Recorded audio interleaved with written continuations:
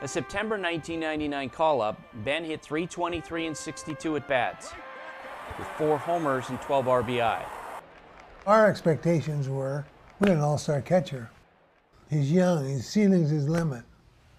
Well, his ceiling came crashing down. Like, what's going on? So I kind of looked at my hands and I'm like, I did this. My left hand was like this.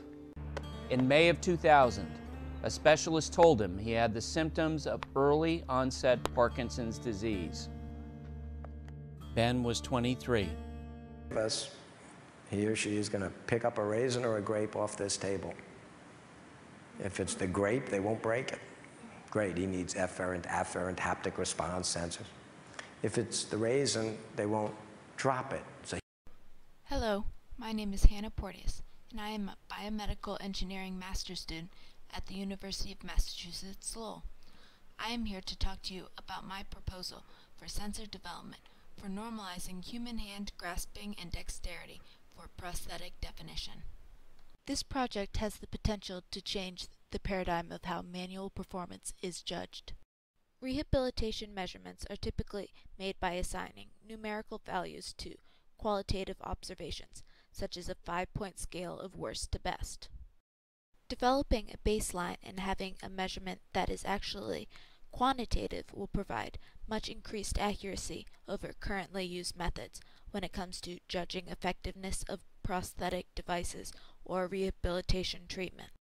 The advancement of medicine has allowed more people who sustain severe injuries to survive, whereas an illness or accident had in the past resulted in death. Now medicine instead leads to less serious injuries, including those that affect upper extremity mobility. Knowledge of human hand functioning is important because multiple diseases and injuries result in loss of hand use, which is one of the necessary body parts for everyday functioning. Hand functionality is rather important in terms of being able to regain a level of normality in one's life. Legs can be suitably substituted by mechanical constructs such as wheelchairs and other mobility solutions, but arms and hands are far more difficult to replace. Hand and arm joint articulation is necessary for even the most mundane of tasks. Humans are designed to use tools to supplement their actions.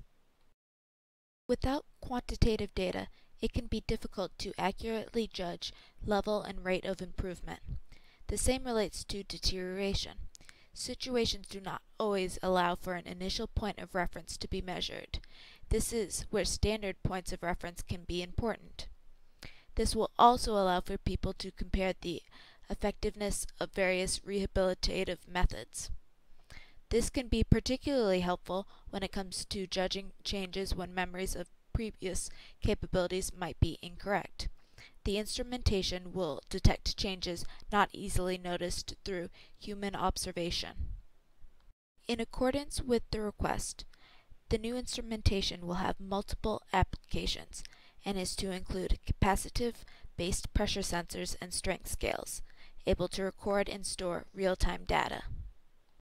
First of all, by creating a baseline of performance for both genders at a variety of ages, the data acquired can be used to judge what sort of capabilities the prosthetics should have. For example, capturing the different pressures involved in holding a raw egg versus unscrewing a bottle. Next, this development will directly apply to the fields of rehabilitation and physical therapy. Use of consistently accurate measurement techniques may help identify what rehab techniques are most successful when working to return function to a person's hand. In addition, the same standard points of reference used for defining ideal prosthetic capabilities can also be used to create very specific measurable goals that may be reached. By measuring the rate of deterioration, we may determine how quickly the hand deterioration occurs. This will help us identify problems sooner, resulting in better treatment techniques that could postpone deterioration rate. Conditions that this may apply to include multiple sclerosis, Parkinson's disease, ALS, and dementia.